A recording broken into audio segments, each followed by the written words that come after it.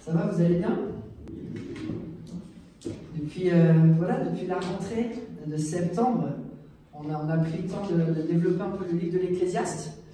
Et l'application principale que Salomon va continuer à relancer encore dans son livre, c'est voilà, le monde sans Dieu, il est complètement vide. Et la manière d'avoir un sens, c'est de dépendre de lui. Aujourd'hui, je me suis dit, pourquoi pas faire une petite pause de l'Ecclésiaste. Il est dans le mauvais sens encore. Et aller dans un autre passage qui va nous parler, voilà, qui va nous montrer un exemple concret de comment est-ce qu'on peut dépendre envers Dieu avec une prière qu'on connaît vraiment bien, qu'on connaît peut-être même par cœur, mais quand on regarde dans les détails, qui est extrêmement enrichissant. Si je devais vous poser une question, pourquoi est-ce qu'on prie finalement? Si on devait résumer en... Ouais, vous avez le droit de répondre.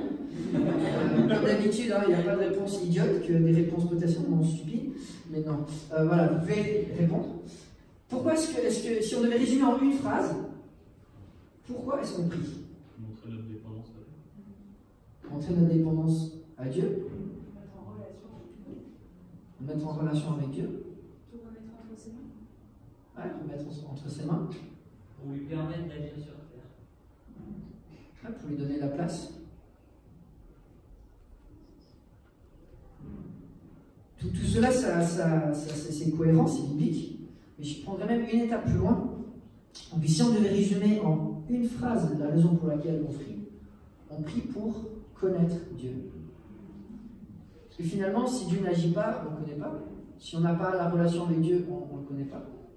Si on ne dépend pas de lui, on n'apprend pas ce qu'il peut faire au travers de nous. Mais souvent, on s'arrête un petit peu avant dans cette attitude, peut-être même de voilà, Dieu est là, moi je suis là, et je lui laisse la place, mais c'est presque, ça pourrait être qu'une dimension.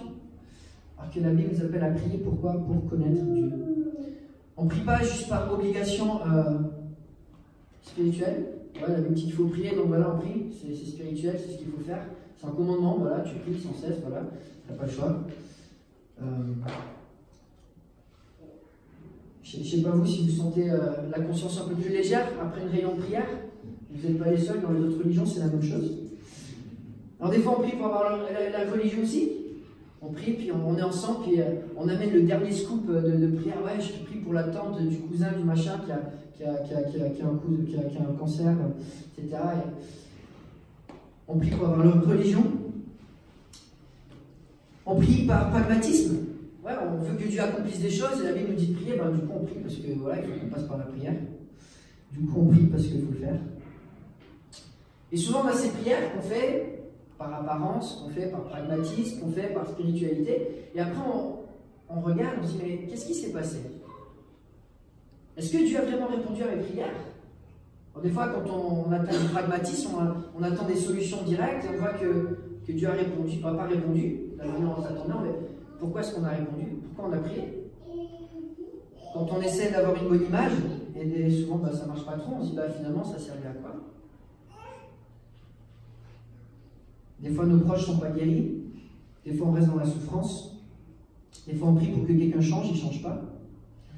On prie pour qu'une relation se répare, mais elle se brise. On prie pour un conjoint, des fois c'est sans réponse. Et du coup des fois ces sujets plutôt pratiques qu'on apporte à Dieu, on se dit finalement, ça sert à quoi? Théologiquement, bibliquement, on sait que Dieu veut utiliser la prière, mais concrètement parlé, on sait que dans la vie des chrétiens, quand on fait la moyenne, elle est peu pratiquée. Et un dicton qui dit, ce que tu pratiques, c'est ce que tu crois, le reste n'est que du jargon religieux. Et finalement, c'est ça, si on ne prie pas, c'est que quelque part, on n'a pas vraiment confiance que ça en faille vraiment la peine. Et souvent, on pense que ça ne vaut pas vraiment la peine parce qu'on a une petite vision de qui Dieu est. Pourquoi prier, jeûner pour mon ministère dans l'église? Ouais, il faut surtout que je me retrousse les manches et que je bosse, parce que Dieu a besoin de mon aide pour qu'il bouge.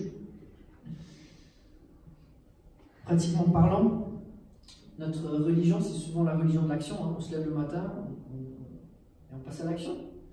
On ne passe pas ces moments de dépendance envers Dieu parce que finalement, on se dit, mais est-ce que ça change vraiment quelque chose? Pourquoi prier? Pourquoi prier? On prie pour connaître Dieu. J'aime bien ces cris des psalmistes, où souvent dans les psaumes, Ils vont prier tout simplement pour voir la face de Dieu. Psaume 80, verset 4. Pas simplement pour voir la main de Dieu, souvent c'est ce qu'on prie. Dieu, voilà, je passe à l'action, j'ai besoin de ça, j'ai besoin de ça, j'ai besoin de ça.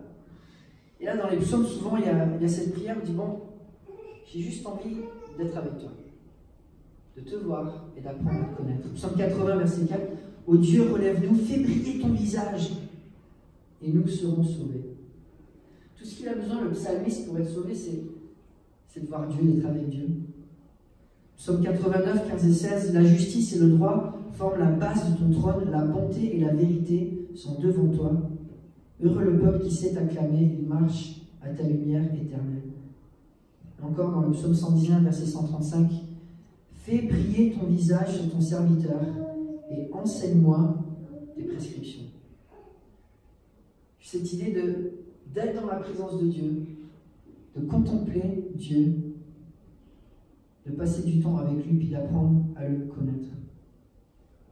Souvent, on est plus frustré dans la prière, pas parce qu'on ne prie pas assez, mais parce qu'on prie mal. Des fois, on a ces longues listes ennuyeuses de prière, on dit, ben voilà, il faut que je trime, il faut que j'arrive jusqu'au bout, et c'est des corvées. Mais lorsque on lit les prières de Paul, ça ressemble à quoi? Paul, il rêve. Dieu, je te prie que tu prennes ces gens que j'aime et tu leur fasses montrer à quel point tu es beau, à quel point ton évangile est puissant, à quel point tes promesses elles sont énormes et que tu les fasses grandir à ton image. Toutes les prières de Paul, c'est à peu près les mêmes. Il prie qu'on puisse grandir à l'image de Dieu, qu'on puisse apprendre à connaître Dieu davantage, parce qu'il n'y a rien de plus précieux. Et aujourd'hui, on va regarder une prière qu'on connaît bien, qui est récitée souvent comme des mantras, qu'on voit à la télé quand les gens veulent faire un truc un peu religieux. Mais une prière que je trouve absolument fascinante, parce que c'est une prière pour laquelle chaque action pour laquelle on prie, ce sont des actions pour lesquelles Dieu répond. Et il y a des prières pour lesquelles, voilà, c'est la prière de foi où on ne sait pas comment Dieu va répondre. Mais quand on regarde la prière du Notre Père, on voit que tous les items pour lesquels on prie, c'est des items pour lesquels, à chaque fois, on apprend à connaître Dieu davantage. Notre Père, qui es aux cieux, que ton nom soit sanctifié, honoré. Déjà, dès qu'on prie cette prière, que ton nom soit honoré, on sait que c'est en train de se passer. Et dès qu'on est rentré dans cette communion, on sait que Dieu commence à œuvrer en nous, qui nous rend plus saints. 100%, des fois, Dieu y répond. On prie que la volonté de Dieu se fasse. De toute façon, on sait qu'elle va se faire. Mais on s'allie à cette volonté. La volonté de Dieu, à 100% des cas, elle va se faire. Et on sait que Dieu va répondre quand on prie cette prière. On prie pour notre pain quotidien. Et Dieu disait, ben regardez les moineaux, Dieu pourvoit à tous leurs besoins. Et on prie cette prière et on sait que Dieu va pouvoir nos besoins. C'est Dieu qu'on adore. Et vous pouvez regarder tous les jours, toutes les semaines, toutes les années passées. Combien de fois est-ce que vous avez manqué de ce que vous aviez besoin pour vivre? Dieu pourvoit à tous nos besoins. Et quand on prie pour le pain quotidien, on sait qu'il va pouvoir. Et même persécuter. J'aime beaucoup les témoignages des Huguenots. Même quand ils étaient en prison, même quand ils n'avaient pas à manger, on lit leurs poèmes, leurs écrits, ils disent ben Dieu, en toi j'ai tout. Et le reste, je m'en fiche. On prie pour le pardon des péchés. Il n'y a aucune condamnation pour ceux qui sont en Jésus. On prie pour le pouvoir de pardonner aux autres. C'est l'évangile que Dieu nous a donné qui agit en nous. On prie pour sortir de la tentation. Dieu nous garantit qu'il n'y a aucune tentation pour laquelle il n'y a pas moyen de s'en sortir. On prie pour la victoire sur l'ennemi. Et Dieu nous promet qu'il est plus fort que le diable et qu'en lui on peut avoir la victoire. Et quand on apprend à prier la prière de notre Père, ce qu'on s'aperçoit, c'est que chaque item pour lequel on prie, c'est un item dans lequel Dieu va agir. Et au travers de la manière dont il agit, on va apprendre à le connaître. Et c'est ça qui est magnifique avec cette prière. Ce n'est pas une prière de confusion, de doute. Et des fois, il y a la place aussi pour les prières par la foi. Mais quand on prie cette prière, c'est une prière qui nous donne une porte ouverte pour connaître Dieu. C'est une prière basée sur les promesses de Dieu que Dieu nous a données, dont on peut avoir l'assurance absolue qu'il va y répondre. Et quand Jésus donne cette prière à ses disciples, qu'on la prie avec une bonne attitude, la bonne perspective, on ne peut simplement pas louper Dieu. On ne peut pas passer à côté. Trop souvent, comme je le disais, on prie parce qu'on cherche la main de Dieu, alors que ce que Dieu veut en premier, c'est qu'on cherche sa face. Et qu'avant tout, on apprenne à le connaître. Jésus, il a donné une prière à ses disciples, et c'est de la bombe. Et quand on prie cette prière, on apprend à le connaître, lui. Et dans ce passage, il va nous montrer 8 modèles de prière qui nous apprend à prier. Premièrement, la prière de l'enfant. Notre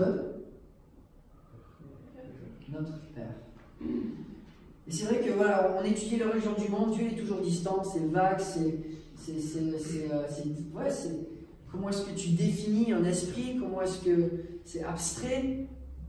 Ben, Dieu, il a décidé de se manifester à nous en tant que Père. Et ça, en Père, on sait c'est quoi. C'est pas mystérieux.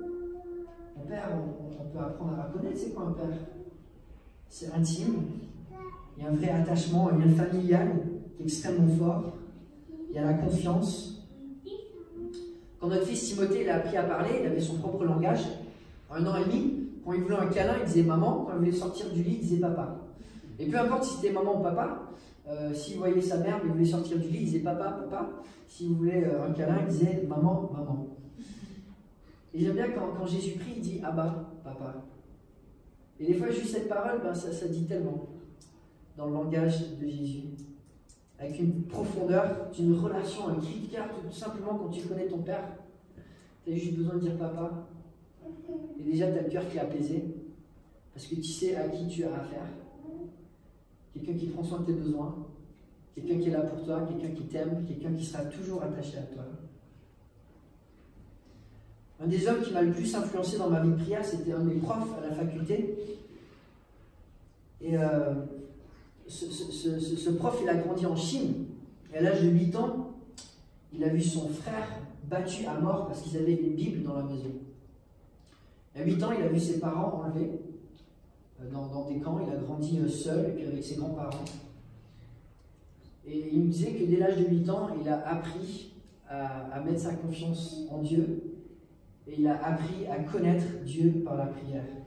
Et quand il nous décrivait sa vie de prière, il disait, bon, il avait déjà presque la cinquantaine, il disait, voilà, quand il était jeune, Dieu pouvait prier toute la nuit. Maintenant, 4 heures du matin, fatigué.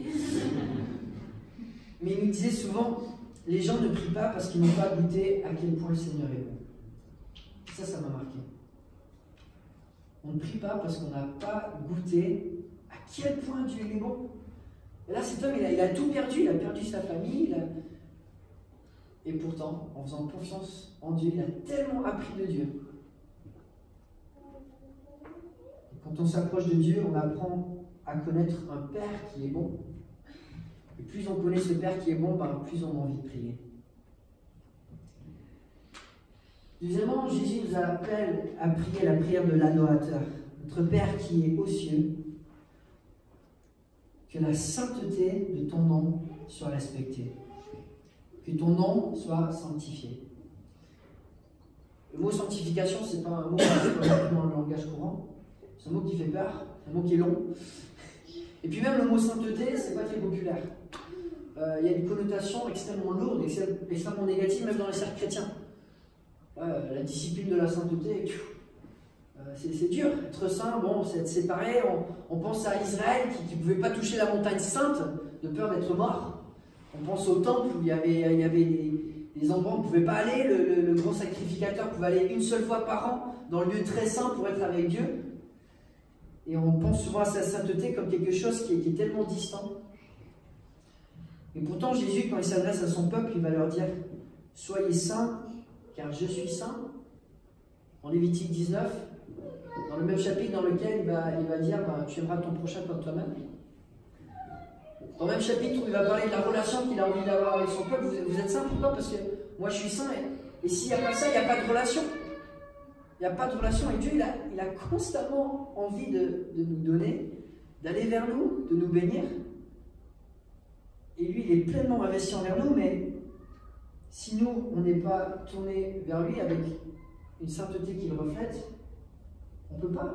On peut pas. Peut-être que tu sais, vous avez déjà entendu mon illustration, mais j'aime bien l'illustration de l'évier. Où Dieu, la raison pour laquelle son amour il est toujours parfait, c'est que ça coule par une tuyauterie qui est propre.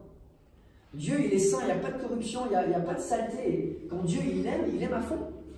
Parce qu'il n'y a rien qui salit l'amour qu'il nous donne. Et nous, quand on reçoit l'amour de Dieu dans notre tuyauterie, ben, moins il y a de sainteté, moins on peut le recevoir. Et moins on le recevra, moins on peut le donner. Et notre sainteté à nous, c'est notre capacité de recevoir l'amour de Dieu et le donner aux autres. On prie que le nom de Dieu soit sanctifié, on prie que... Et comment ça se fait? Ben, par le peuple de Dieu qui se sanctifie. Et c'est la première prière de Paul, c'est celle pour laquelle il prie dans toutes ses lettres, c'est son désir le plus grand que le peuple de Dieu soit sanctifié. Quand les gens me demandent pourquoi je dois prier, ben moi je leur dis, il y a deux choses dans la Bible que Dieu donne à ses disciples. Enfin, le mandat missionnaire, c'est tu fais des disciples saints et tu vas en chercher des nouveaux.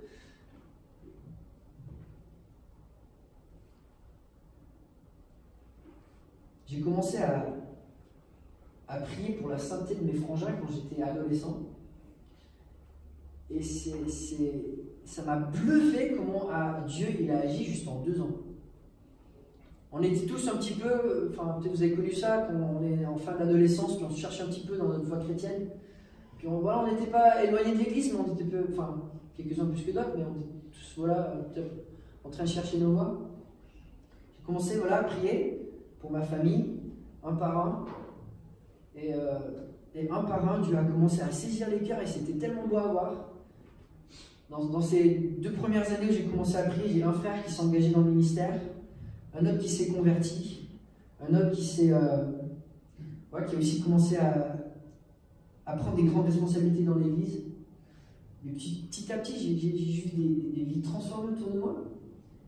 Et il y a une raison pour laquelle Dieu nous appelle à prier pour la sanctification, parce qu'il le promet que l'œuvre qu'il a commencée en nous, il va la finir. Et on rate tellement quand on ne prie pas cette prière pour les chrétiens autour de nous, parce que Dieu promet qu'il va répondre à cette prière. Et quand tu pries pour ton conjoint, pour ta conjointe, pour tes amis, Dieu il répond à cette prière. Et quand tu es dans un groupe de croissance et tu pries pour la croissance de l'autre, ben tu la vois cette croissance avec tes yeux. Parce que Dieu nous promet que l'œuvre qu'il commence, il va la finir. Et c'est extrêmement puissant. Cette prière de l'adorateur dit Dieu, j'ai envie de voir ta sainteté. Dieu, j'ai envie de participer à ta sainteté. Rends-moi saint et rends les autres chrétiens autour de moi saints.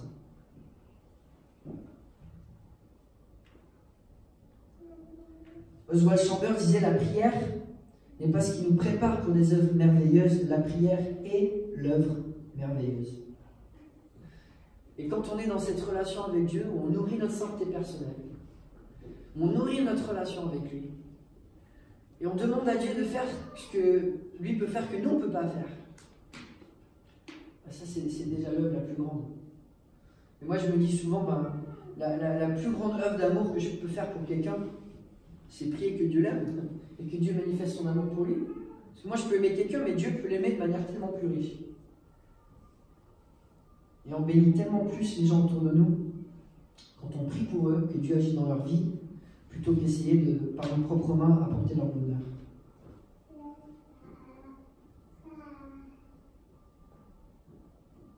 Celui qui connaît Dieu, c'est celui qui peut faire connaître Dieu. James Hudson Taylor, missionnaire en Chine, disait « J'ai vu beaucoup d'hommes œuvrer sans prier, même si je n'ai pas vu beaucoup de bien en sortir, mais je n'ai jamais vu un homme prier sans œuvrer. » Et si vous regardez un petit peu le témoignage et la biographie de Hudson Taylor, c'est fascinant. À un moment, il a prié pour la Chine en disant « Dieu, là au centre de la Chine, il n'y a personne, je te prie cette année pour 10 missionnaires. » À la fin de l'année, il y avait 10 missionnaires. L'année suivante, il s'est dit « Bon Dieu, on a commencé quelque chose, mais il faut aller plus loin. Alors Dieu, je te prie pour 100 missionnaires. » Et à la fin de l'année, combien de missionnaires il y avait? Il y en avait aussi une centaine. Et Dieu, il prend plaisir à ce que son nom soit sanctifié. Et que sa parole soit annoncée. C'est le deuxième modèle de prière que Dieu nous donne. Prier pour la sainteté, la prière de l'adorateur. Troisième modèle, c'est la prière du serviteur. Que ton règne vienne, que ta volonté soit faite sur la terre comme au ciel. La prière du serviteur, ouais, celui qui s'attend à Dieu, c'est la personne qui va avoir de belles choses. Mais quand on prie que la volonté de Dieu se fasse, c'est pas toujours facile. C'est pas la prière non plus la plus facile à faire. Prier que la volonté de Dieu se fasse, c'est prier que Dieu me prenne au moment que lui décide, pas au moment que moi je décide. C'est que Dieu prenne mes enfants et mon conjoint au moment que lui décide, pas que moi je décide. C'est que Dieu me donne la victoire sur mon péché, pas quand moi je décide, mais quand lui décide. Jésus, quand il a prié Dieu que sa volonté se fasse, il a prié avec des grumeaux de sang. Parce qu'il fallait l'avaler, la croix.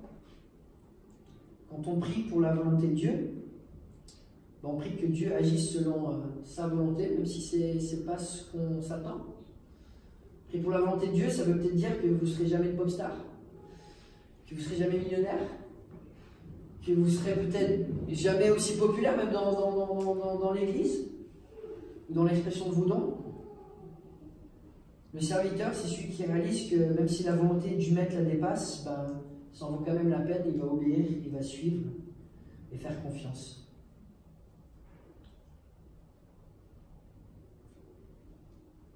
Dieu a des belles choses à nous montrer sur terre, mais souvent sur terre, on ne voit pas toute son œuvre. On la voit qu'en partie. Lui, c'est le grand artisan qui va amener toutes choses pour concourir à notre bien dans la vue d'ensemble. Mais c'est vrai que de notre côté, on ne voit pas toujours comment sa volonté elle se fait dans le quotidien. Et la prière du serviteur, c'est celui qui va dire « Ok Dieu, aujourd'hui c'est toi le boss, chaque jour c'est toi le boss et je te suis, je te fais confiance. Et peut-être qu'aujourd'hui ça va faire mal. Je ne sais pas ce que tu as pour moi, mais je vais l'accepter. Que ce soit par ma force ou que ce soit par ma faiblesse, je vais te faire confiance et je vais te suivre. »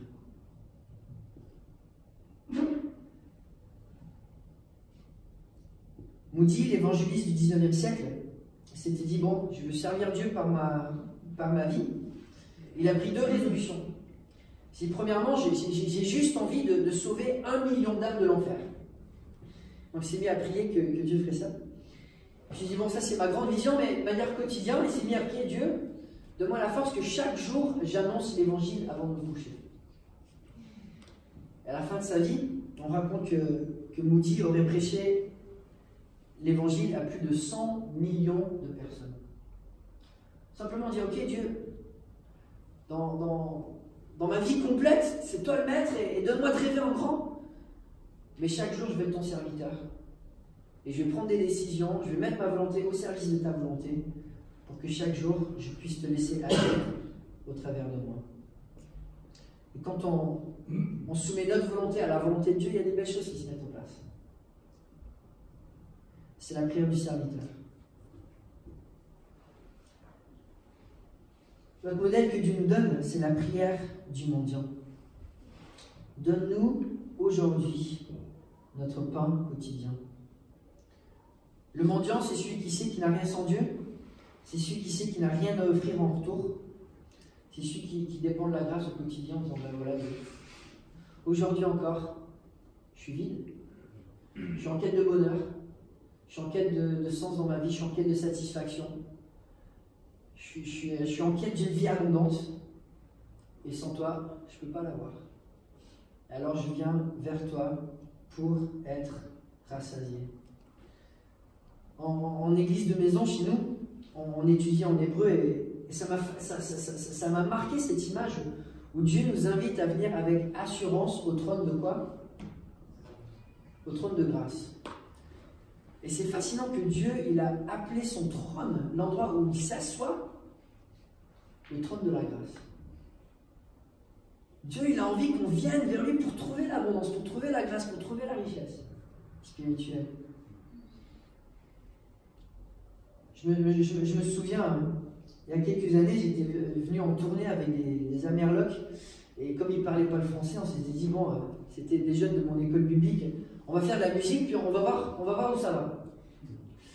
Et on voulait vraiment des opportunités. Et bon, quand tu es musicien et tu es chrétien, à part le dimanche, c'est dur de faire grand chose. Donc on allait dans les bars, on essayait d'aller dans la rue, on essayait de trouver des opportunités.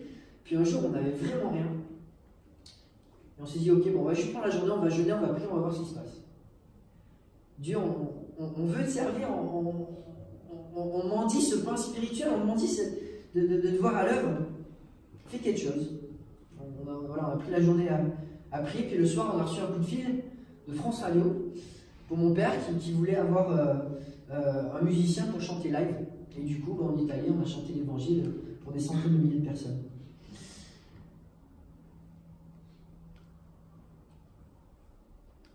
Et c'est vrai que quand on dépend de Dieu, et on vient avec Dieu les mains ouvertes en disant, ok Dieu, donne-moi mon pain quotidien, donne-moi de quoi j'ai besoin encore aujourd'hui, et qu'on laisse la place pour Dieu pour agir, il fait des choses merveilleuses. Luther, dans sa vie, il a changé le cours de l'histoire. On a cette citation qui est assez frappante. Et Luther, il avait 6 enfants. La plus âgée était aveugle. Il prêchait en moyenne une fois tous les 2 ou 3 jours. Et il portait le poids de tout un mouvement. Et à un moment, on voit dans ses écrits, où il est écrit, j'ai une journée bien remplie, et du coup, je vais commencer la journée par 3 heures de prière. Pour Luther, si Dieu ne lui donnait pas la force, ça ne servait à rien. Ça ne servait à rien. Il avait besoin de puiser cette force en Dieu, d'être porté par Dieu, et en dépendant de Dieu, de voir Dieu à l'œuvre. Et ses dernières paroles avant de mourir, c'était « Nous sommes tous des mendiants, c'est la vérité ». Et Luther, bon, il a eu ses hauts et ses bas, c'est pas un homme parfait, mais il a changé le cours de l'histoire. Et en grande partie parce qu'il a dépendu de Dieu. Il a cherché la face de Dieu. Il a appris à prier comme un mendiant qui s'attend à Dieu. Jésus nous donne un autre modèle dans cette prière, la prière du pécheur. Pardonne-nous nos offenses. Et quand on lit l'Ecclésiaste, on se rend rapidement compte que ouais, dans la catégorie des pécheurs, on en fait tous partie. On a tous des jalousies, on a tous de l'orgueil, on a tous de la méchanceté, on fait tous partie de l'oppression, on fait tous partie de l'égoïsme de la société. Enfin, la description de l'humain, c'est un pécheur. Et on a besoin d'être sauvé éternellement de nos péchés, mais aussi quotidiennement de nos péchés. Et c'est pour ça que Dieu nous, voilà, pardonne-nous nos offenses, et ça vient juste après de nous notre pain quotidien, parce que nos offenses aussi, elles sont quotidiennes. Il y a un théologien qui disait la prière, c'est la faiblesse se reposant sur l'omnipotence. Donc Dieu, je suis faible, mais toi, tu es tout puissant. Et je suis pécheur, chaque jour je me lève pécheur, et chaque jour j'ai besoin d'un sauveur. Je ne sais pas combien de personnes ont entendu parler de l'histoire du trombone rouge. C'est un gars qui se dit, ok, j'ai un trombone rouge, je vais essayer de le troquer, et voir jusqu'où ça va aller. Ça vous dit quelque chose?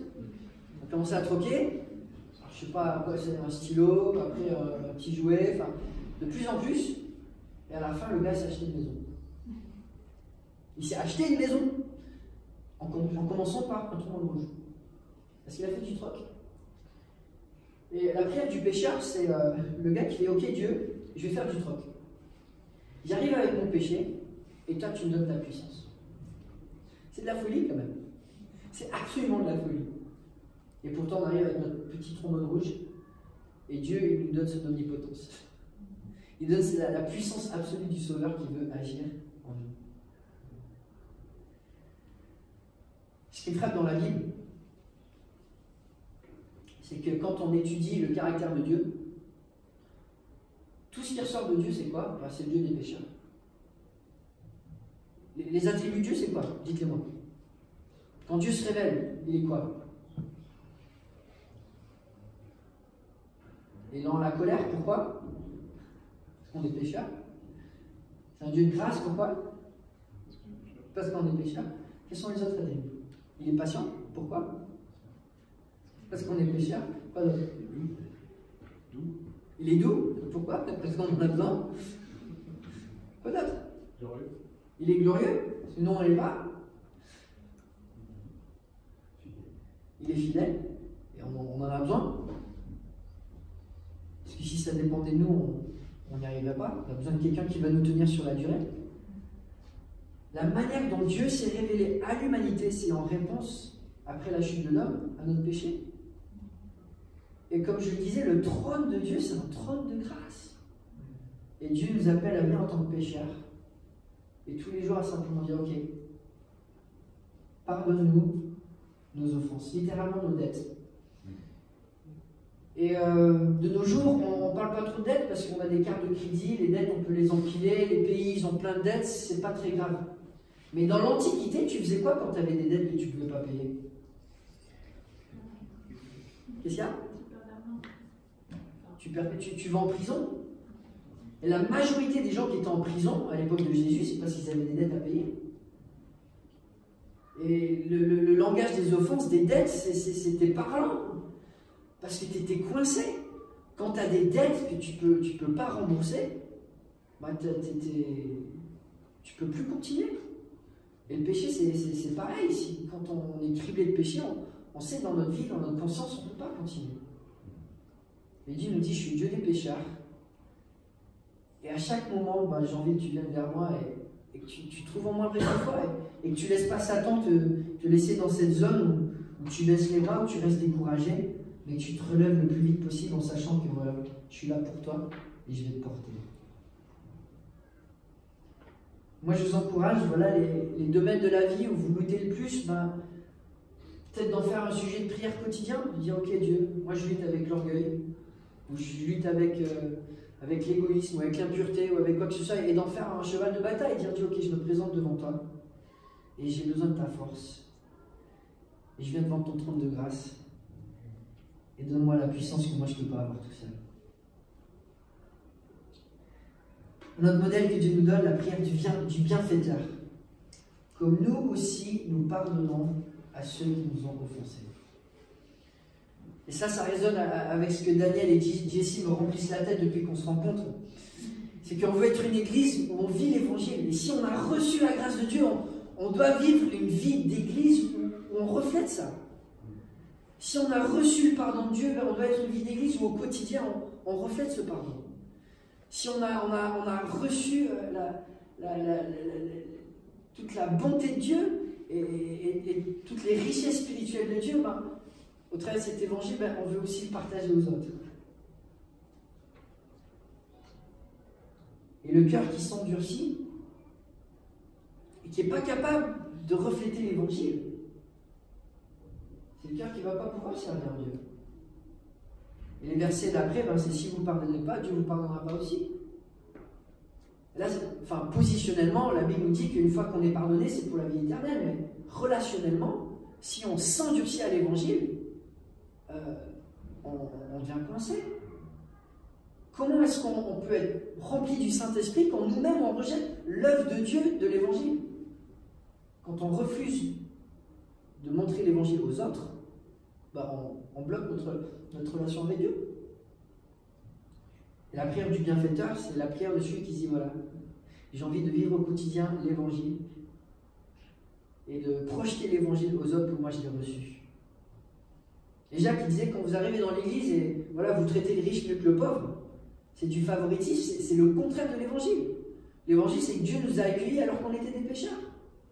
Et du coup, peu importe l'arrière-plan des gens, on les reçoit comme Dieu nous a reçus. Et dans l'église, on ne fait pas de favoritisme, parce que c'est le contraire de l'évangile.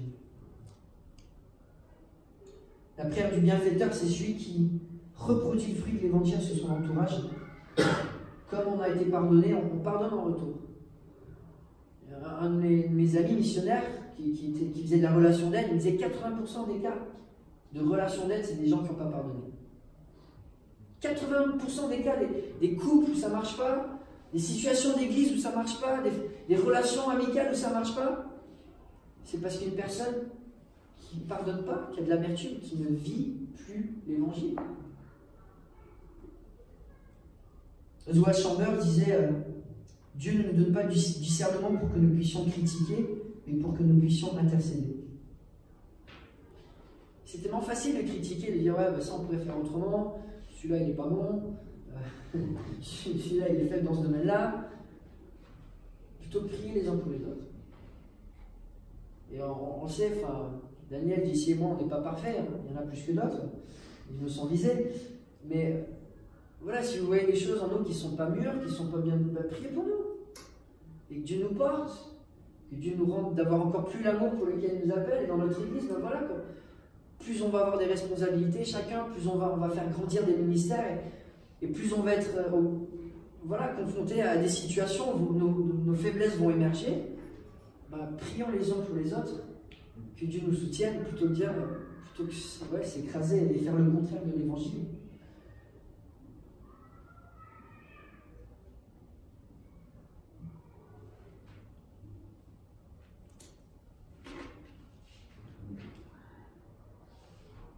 Deux derniers modèles que Jésus nous donne.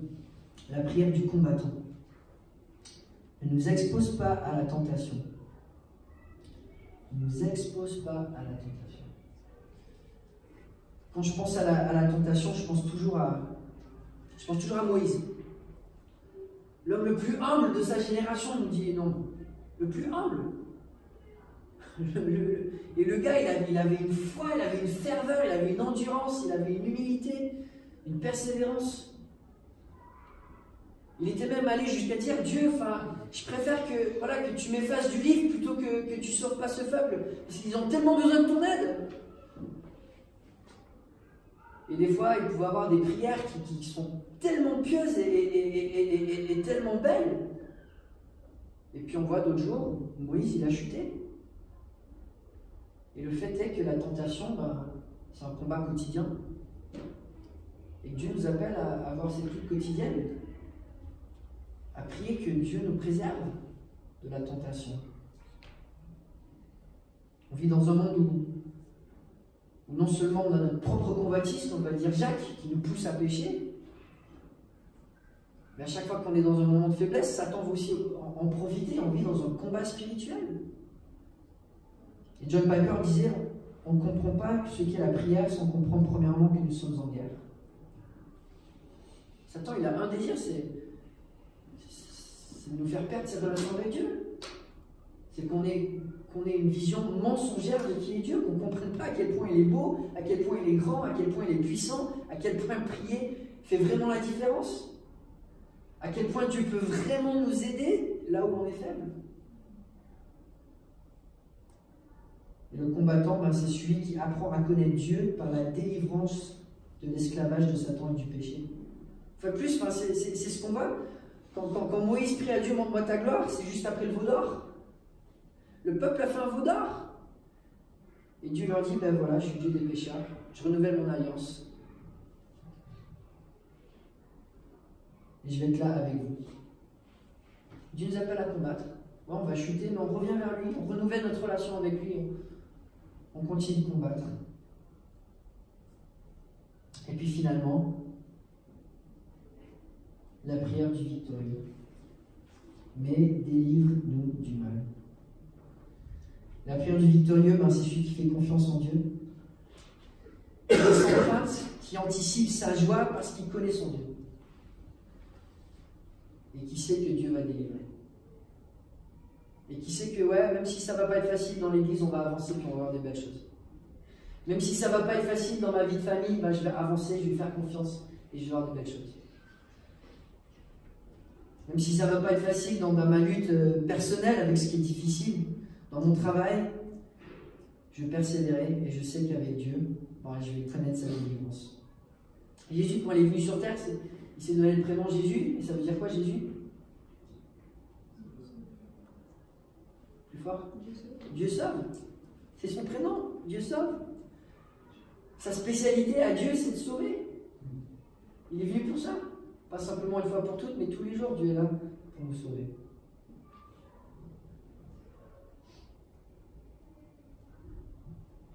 Il y en a ici qui sont bons au foot. Non, pas trop. Alors pareil, j'ai déjà utilisé cette illustration à QC, donc pardonnez-moi, mais quand Messi et moi on joue au foot ensemble, on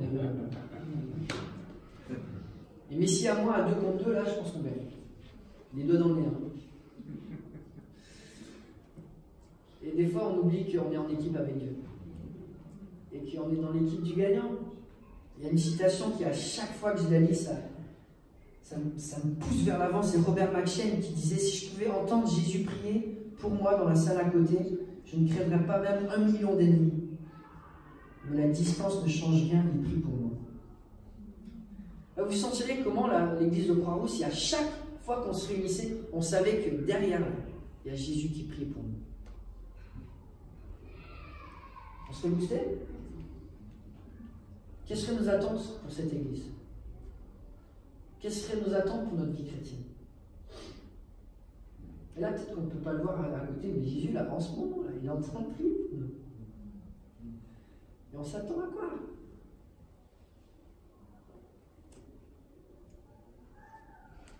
Jésus, sur la croix, il est mort en priant. Il est mort en priant, c'était la chose la plus importante pour lui. Il nous a donné cet exemple de prier, de prier ensemble. Ce n'est pas la prière du mon Père, c'est la prière de notre Père.